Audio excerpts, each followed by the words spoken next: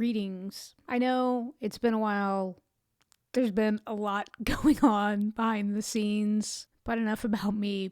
Let's talk about tinnitus today. I know you're probably wondering about the pronunciation of tinnitus. I am so used to pronouncing it that way. Apparently, the correct way is tinnitus. If you talk to a doctor, that's probably the way they will refer to it. Apparently, it has to actually do with the medical side of things. You can Google it. There's other videos on it.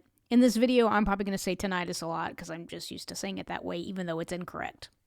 So, it's pretty common as people get older, they lose high-frequency hearing, and it's fairly common that almost everybody who gets older has some sort of ring in their ear. It's just is part of getting older. That's not uncommon. Now, with Meniere's disease or other conditions, you might end up with multiple rings at one time, which can be pretty maddening. At my worst, I usually have up to 6 different rings or sounds going on all at the same time, all at once. Today is a 6-pack for me. I've got at least 3 that I can discern in my right ear that are kind of in the mid-range, which are super loud today.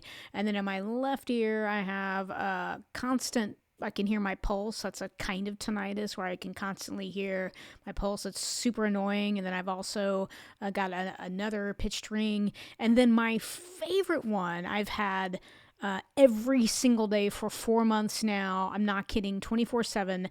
I have a little drone that actually wanders around. Not kidding. It sounds like someone's playing Jaws on the piano up here. And then they go down here and they play it down here. And then they go up here and they play it up here. And thankfully it's kind of quiet and it's in the background. But that little drone wanders around nonstop every day, 4 months now. We can laugh about it. I have to laugh about it to keep some sort of sanity. But, there are some people that tinnitus is something that can really drive you crazy and it can really disrupt your mental health. And so I do want to talk about today how I'm learning to navigate it and not go crazy, because it's something that for me is unfortunately seems like a permanent fixture that's not changing. This might have happened to you if you have Meniere's disease or something similar, where you're talking to someone and they're like, oh yeah, I've got tinnitus, I've got a really bad ring, and it takes everything within you to not lash out and go, you don't understand. I have multiple things that never stop. I've learned to check that and realize that, listen, it's not that person's fault. They don't understand. It's fine. They're just trying to be empathetic. It's cool. Now, if you have tried to search on YouTube for videos about tinnitus, let me just save you a bunch of time. It's super frustrating because a lot of it is like clickbait, because it will say, we've found the cure for tinnitus. And then you watch a 30-minute video, and then halfway through they're like, just kidding, we haven't, but here's a way to deal with it. I don't know, maybe there is somebody out there that has found a cure for it and I haven't stumbled upon that video. I'm not going to click on it anymore. And then you start getting all these ads that are trying to scare the crap out of you, that if you have unmanaged tinnitus, you're going to get dementia and all this stuff. And I already have a problem with anxiety with my condition. I don't need any more. But let me just save you some time and share some things with you that I've found that have actually been really helpful. Most of what I have found has said, listen, there's really not any way to stop it. Most of what I have found that has been helpful has suggested learning to accept it and integrate it and not fight it. A lot of tinnitus actually has to do, apparently, with our brain, and actually not necessarily as much with our ears. So apparently, the more that you focus on that tinnitus and the more that you allow yourself to be upset by it, your brain recognizes that as something super important and it alerts to it, and it's kind of like it's building this negative pathway association relationship with it. Again, you saw my disclaimer. I'm not a doctor, and I'm not taking credit for that. I'm just saying all the things that I gleaned on the interwebs seem to kind of shake out to that. And I admit, that's what I started doing when I first started to get multiple rings. I was really, you can check out one of my daily vlogs. I was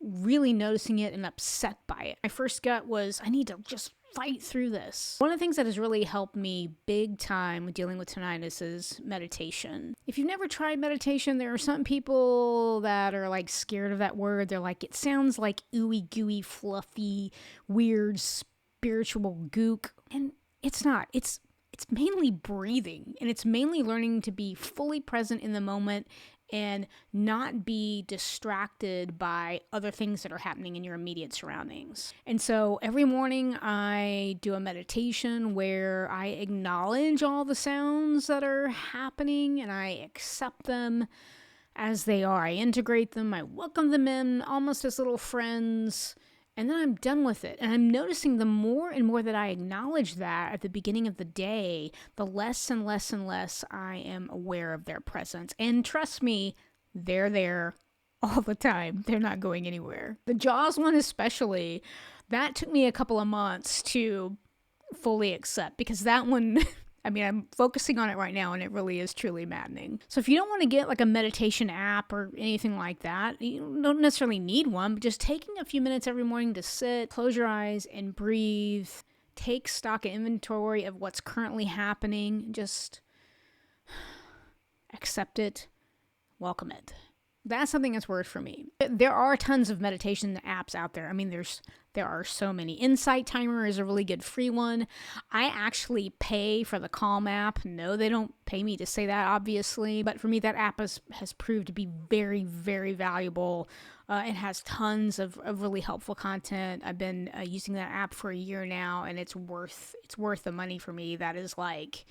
they have all kinds of meditations for all kinds of things throughout the day. It's been really, really helpful for me. So, first thing, meditation has really helped. Second thing that's really helped me is something you probably already discovered, but certain masking sounds. So, YouTube does have a ton of just, 8 hours of rain, 8 hours of, white noise, or, there's so many different things you can pull up just to help you kind of focus on something else or drown out those sounds. I also, since I have hearing aids, I've got, an app where I can stream those sounds straight to my ears. My reality is I used to have music or something playing all the time, but for me right now, that is really disturbing and not pleasant, and I don't just want to sit in a quiet room. If I sit in a quiet room, I'm more aware of my rings than ever. So sometimes just if I'm working and I just pull up YouTube and I put on rain sounds or whatever, that seems to work for me. And the third thing that has really helped with my tinnitus are my hearing aids. I mentioned this in my other video about hearing aids, where now that I can actually hear more than just my rings, I have more to focus on. So it makes them feel less prominent because I can actually hear other things that are going on in my environment, which is kind of nice. All of this really does impact mental health. I can't stress this enough. It's important to get help or try something new. Again, not a doctor.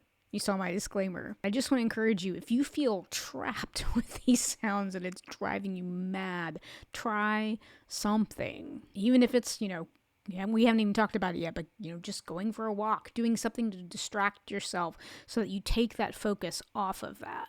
If I can't change the fact that those rings aren't going to be able to go away, then the only thing I have control over is my reaction to those sounds. So I've chosen to adjust my reaction. And for me, what's happened is I notice them less. I go throughout my day and I'm rarely thinking about it now. And again, I'm about 4 months into this, so I've had a little bit of practice and experience now. So I know it sounds trite, but if you're struggling with these cacophony of sounds that we have now as a result of this condition, just hang in there. I hate it when people say hang in there. I wish I could say something better to really help you, but just know that it can get better if you learn to adjust your reaction. So I hope that's helpful for you today. See you later.